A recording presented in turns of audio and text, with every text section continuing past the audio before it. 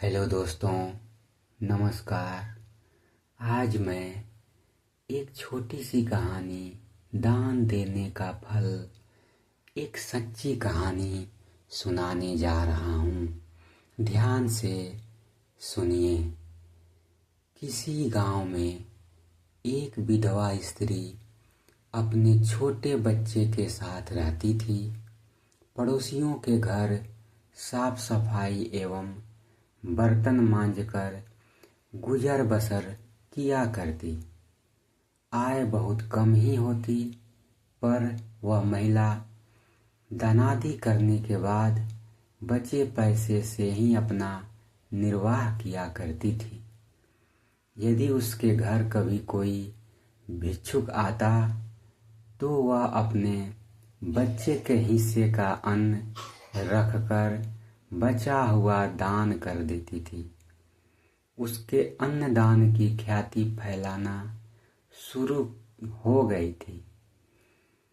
बच्चे भी बड़े होने लगा। उसे अपनी माँ पर अचरज होता था, जो पहले धन कमाने के लिए मेहनत करती और फिर उससे अन्नदान करने में संघर्ष किया करती, क्योंकि यदि वह रोजाना इतना अन्नदान में न देती तो उसकी स्थिति बेहतर हो जाती। वह थोड़ी बहुत धनवान हो सकती थी। एक दिन उसने पूछा, माँ, तुम ऐसा क्यों करती हो? तुम जो कमा कर लाती हो उसे दान कर देती हो। इस प्रकार के अन्नदान करने का क्या लाभ होता है? माँ ने कहा, सब दानों में अन्नदान सर्वश्रेष्ठ है। अमीरी और गरीबी तो दिन और रात की तरह है, आते और चले जाते हैं। पर यदि कोई गरीबों को यथासंभव दान करता है तो उसका पुण्य उसके साथ चलते हैं।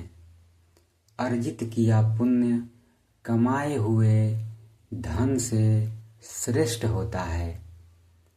पुत्र ने पूछा, अन्नदान का क्या पुण्य होता है? तुम जो अन्नदान करती हो उससे मिलने वाले पुण्य का पैमाना क्या है?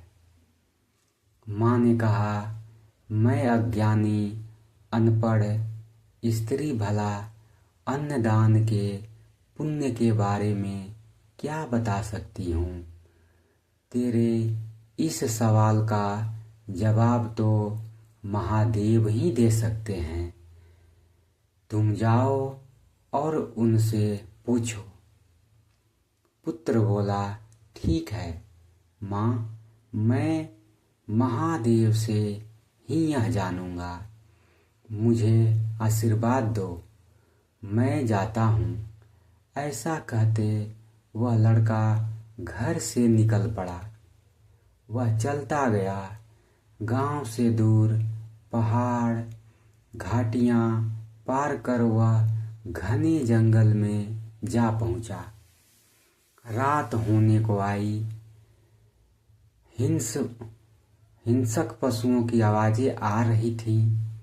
अंधेरे में कुछ सूझता न था।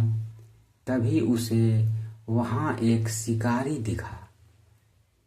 लड़के की हालत देख उसे दया आई। वह उसे अपने घर ले गया। शिकारी बोला, रात को शेर, चीते और कई जानवर बाहर निकलते हैं। तुम रात मेरे घर ठहरो, सुबह अपनी राह पकड़ लेना। लड़का तो मानो इसी की प्रतीक्षा कर रहा था। शिकारी ने अपनी पत्नी से कहा, अपने खाने में से थोड़ा दूध और फल इस लड़के को दे दो, बेचारा भूखा प्यासा है। पत्नी बोली, मैं इसे अपने खाने में से कुछ नहीं दूंगी। तुम्हें देना हो तो अपने हिस्से में से दे दो। शिकारी ने अपने हिस्से का खाना लड़के को दे दिया। झोपड़ी बहुत छोटी थी। घर के भीतर स्त्री और उस लड़के को सुलाकर वह दरवाजे में सो गया। रात को उधर से एक शेर निकला। भूखे शेर ने शिकारी को खा लिया और फिर झोपड़ी में घुसा। भूखे शेर ने शिकारी की पत्नी को भी खा लिया। इसमें उसका पेट भर गया और वह चला गया। सुबह जब वह युवक उठा तो दृश्य देखकर विचलित हो गया। वह अपने आश्रयदाता की मौत के लिए खुद को जिम्मेदार ठहरा। वह फूट फूट कर रोने लगा। रो लेने के बाद उसने किसी तरह उनके बचे अवशेषों को समेटकर गाड़ दिया। वह आगे बढ़ा। रास्ते में उसे एक राजा बैठा हुआ दिखा। नवयुवक को देख उसने पूछा, तुम कहाँ जा रहे हो? उसने जवाब दिया, मैं महादेव के पास अपने सवाल का उत्तर पाने के लिए जा रहा हूँ। राजा बोला, अगर तुम जा ही रहे हो तो मेरा भी एक सवाल है। क्या तुम उसका जवाब भी पूछोगे?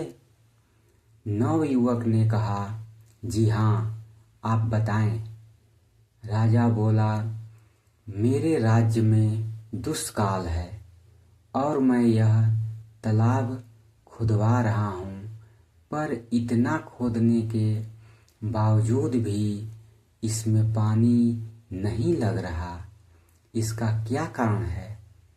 नवयुवक हामी भरकर आगे बढ़ा। आगे जाने पर उसे एक ब्राह्मण दिखा जिसके पांव बेकार हो चुके थे। उसने पूछा, नवयुवक, तुम कहाँ जा रहे हो? नवयुवक ने बात दोहरा दी। ब्राह्मण बोला, क्या तुम परमेश्वर से मेरे पैरों की दुर्गति का कारण पूछोगे? हाँ, बोलते हुए वह युवक आगे बढ़ चला और आगे बढ़ने पर उसे बिल से आधा बाहर निकला एक विशाल नाग दिखा। नाग ने पूछा, तुम कहाँ जा रहे हो? नवयुवक ने कहा, मैं परमेश्वर से अपने सवाल का जवाब जानने के लिए जा रहा हूँ। नाग बोला, क्या तुम मेरा एक सवाल पूछोगे? नवयुवक ने हामी में गर्दन हिलाई। नाग बोला, मैं मेरे इस बिल में बरसों से आधा फंसा हुआ हूँ, इसका क्या कारण है? नवयुवक सवाल याद रख आगे बढ़ चला। लंबी यात्रा के बाद वह कैलाश पहुंचा, जहां शिव पार्वती के साथ बैठे हुए थे। उसने भगवान महादेव को प्रणाम किया। शिव जी बोले, तुम राजा चंद्रकांत के घर जाओ। उसकी रानी गर्भवती है, तुम उसे यह फल देना। उसका पुत्र तुम्हारे सवाल का जवाब देगा। नवयुवक प्रसन्न हो उठा। उसने हाथ जोड़कर कहा, भगवान, मेरे सवाल का उत्तर मुझे मिल जाएगा, लेकिन मेरे पास आपके लिए 3 और सवाल हैं जो मुझे रास्ते में लोगों ने अपने उत्तर पाने के लिए कहे थे। शिव जी मुस्कुराए, बोले, राजा की कन्या विवाह के वय की हो चुकी है। जब वे उसका कन्यादान कर देंगे, तालाब में पानी लग जाएगा। वृद्ध ब्राह्मण के पास विद्याओं का भंडार है। जब तक वह उसका किसी सुपात्र को दान नहीं करेगा, उसके पैर ठीक नहीं होंगे। नाग के सिर पर मणि है, यदि वह उसका दान कर दे तो वह उस परिस्थिति से निकल सकेगा। नवयुवक साष्टांग दंडवत कर वापस लौट आया। रास्ते में उसे नाग ने रोका और सवाल दोहराया। नवयुवक ने महादेव के वचन सुना दिए।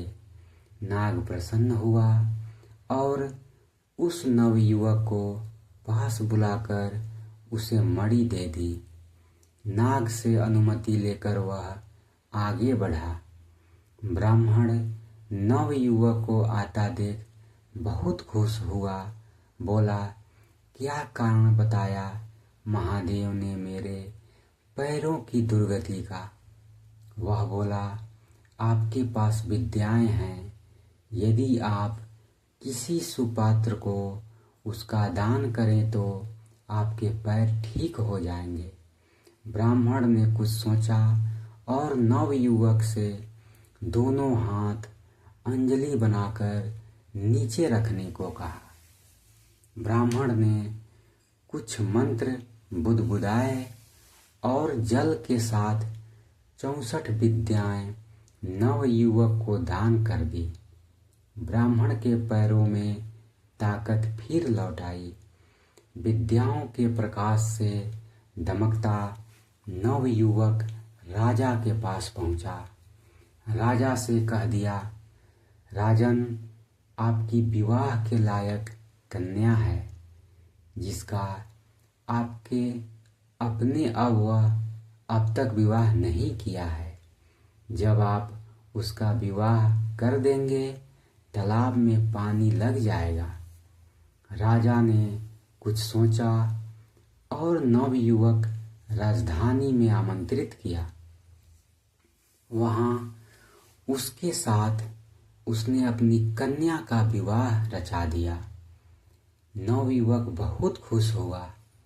वह बोला, मुझे अपने सवाल का जवाब पाना है और वह शिव जी का दिया फल लेकर राजा चंद्रमोहन के राज्य की ओर चल पड़ा। महारानी प्रसव पीड़ा में थी।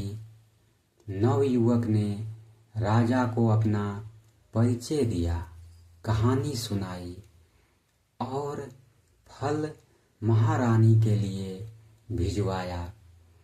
फल पाते ही महारानी ने लड़के को जन्म दिया।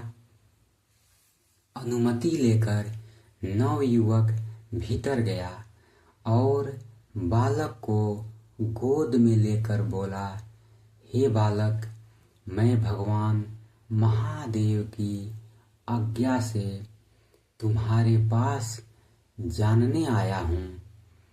बताओ कि अन्नदान का क्या पुण्य होता है।